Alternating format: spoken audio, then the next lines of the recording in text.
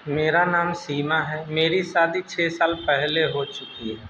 मेरी 2 बेटियां पलक और मुस्कान के अलावा मेरे पति मोहित है, जो बहुत सीधा और थोड़ा-सा कम अकल का है।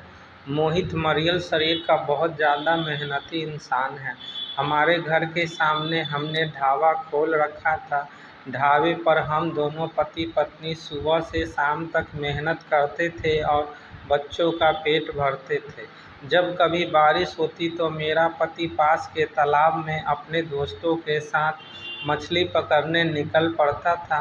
गांव में मजदूरी न मिलने पर मेरा पति कई बार गांव के लोगों के साथ मजदूरी करने आसपास के शहरों में चला जाता था। तब मैं अकेले ही सुबह से शाम तक ढाबा पर रहती थी और अकेले ही ढाबा चलाती थी।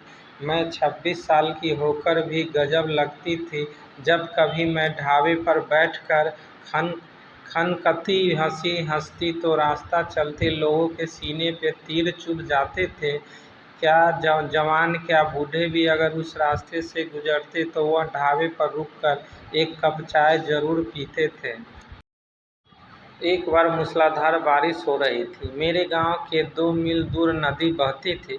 ट्रक नदी के दोनों तरफ रुक गए थे।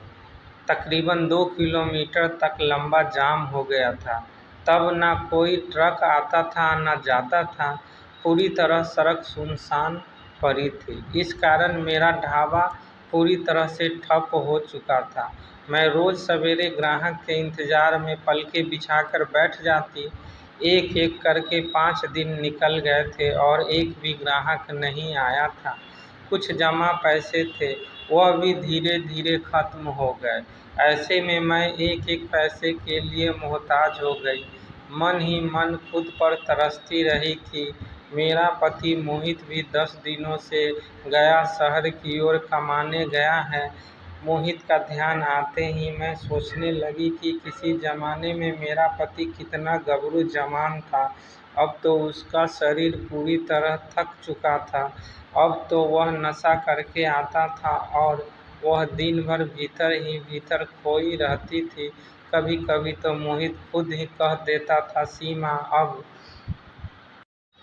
मुझमें पहली वाली जान नहीं रही। तू तलाश ले कोई गबरू जवान जिससे हमारे खानदान को एक बेटा मिल जाए। तब मैं उसके मुंह पर हाथ रख और नाराज होकर कहती थी कि चुप हो जाओ, शर्म नहीं आती ऐसी बातें करते हुए। तब मोहित बोलता कि शास्त्रों में लिखा है कि बेटा पैदा करने के लिए किसी पराये मर्द का सहारा लेना कोई गलत बात नहीं होता। कितनों ने नहीं किया है, पंडित जी से पूछ लेना। सड़क का रास्ता रोके हुए छठा दिन था। रात के अंधेरे को चीरती एक टॉर्च रोशनी मेरे ढाबे पे पड़ी। मैं उधर देखने लगी। पास आने पे देखा टॉर्च हाथ में लिए कोई आदमी ढाबा की तरफ चला आ रहा था। टॉर्च वाला आदमी एक ट्रक ड्राइवर था। उसका नाम महेश था। महेश आकर ढाबे के बाहर बिछी चारपाई पे बैठ गया। बारिश अभी रुकी ही थी। महेश ने बेहिचक अपनी कमीज उतार कर एक तरफ फेंक दी। वह गठीले बदन का मर्द था। रात में बल्ब की रोशनी में उसका गोरा बदन चमक रहा था। बेचैनी और उम्मीद से मैं महेश को ताड़ रही थी। थकान और गर्मी से जब महेश को राहत मिली तब उसका ध्यान मेरी ओर आ गया। आवाज़ लगाकर बोला, कुछ रोटी वगैरह मिलेगा? हाँ मिलेगा। मैं बोली तो लगा दो। दो दाल फ्राई और रोटी।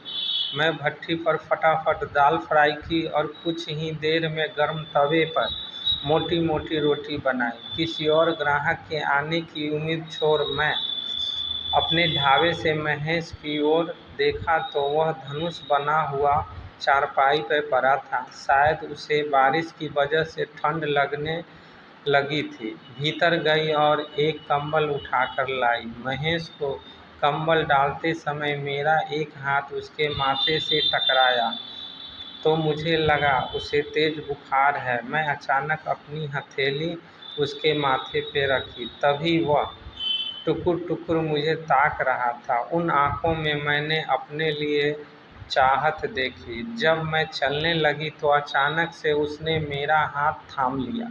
थोड़ी देर कसमसाने के बाद मैं अपने आप को उसके बाहों में पाया। पहले तो मैं शर्मा गई, फिर उसने मुझको चारपाई पे ही लिटा लिया। फिर हम दोनों एक दूसरे में समा गए। सालों बाद मुझको बड़ा सुख मिला था।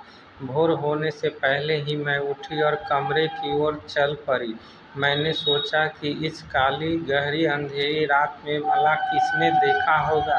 यही सब सोचते सोचते मैं नींद में जाग गई। सुबह बड़ी बेटी ने मुझे जगाया और बोली, रात के मुसाफिर ने 2000 रुपये दिए हैं। मैं चौंक कर उठी तो देखा महेश जा चुका था।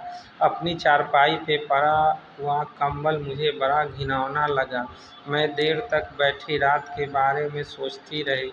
फिर कुछ दिन बाद महेश हमारे ढाबे पे आया। उस दिन मेरा पति नशे में चूर सोया था। मैंने जानबूझकर लाइट बुझा दी और खुद को महेश को सौंप दिया। महेश का अपना ट्रक था, वह उसे खुद ही चलाता था, इसलिए उसके हाथ में खूब पैसा भी रहता था। जब भी मैं महेश को देखती मेरे बदन में आग लग जाती थी। जब महेश नहीं आता तो मैं मन ही मन खोजती रहती। अब महेश के कारण हमारे घर की हालत सुधरने लगी। महेश मोहित का गहरा दोस्त हो गया था। दो लड़कियों का बाप मोहित कहता था कि कितना अजीब है यह, लड़की पैदा करना चाहता था लेकिन लड़के की अभिलाषा रखता था। मैं यह सुनकर चुप चुप जरूर सुनती थी लेकिन अंदर ही अंदर बहुत खुश रहती। अब वह दिन भी आ गया जिसकी अभिलाषा में हम दोनों रहा करते थे। मैं महेश के कारण माँ बनने वाली थी। मेरा 8वां महीना था लेकिन आसपास के लोग बेचैनी से इस बच्चे के जन्म का इंतजार कर रहे थे। धीरे धीरे पूरे महीने हो गए थे। एक दिन अचानक महेश खाली ट्रक लेकर ढाबे पे आया और उदास होता हुआ बोला कि वह अब बिहार में ही ट्रक चलाएगा क्योंकि घर वाले नाराज हैं और उसे वापस बुलाया है। यह सुनकर मैं बेहद उदास हो गई थी। आखिरी बार मैंने उसे अच्छा खाना खिलाया और दुखी मन से विदा किया। अगले ही दिन मुझे अस्पताल जाना पड़ा और मेरा दर्द बहुत बढ़ गया था। डॉक्टर के चेक करने के बाद मुझे भर्ती कर लिया गया। मुझे भीतर ले जाया गया। आखिरकार मैंने एक बच्चे को जन्म दिया और बेहोश हो गई। कुछ देर बाद होश में आने पर मैंने अपना जाना कि मैं एक बेटे को जन्म दिया है। मेरे दिल ने महेश को धन्यवाद किया जिसकी वजह से मैंने एक बेटे को जन्म दिया और मैं और मेरा पति मोहित दोनों बहुत खुश थे। दोस्तों, अगर कहानी अच्छी लगी हो तो लाइक और सब्सक्राइब तो बनता है। थैंक्स दोस्तों।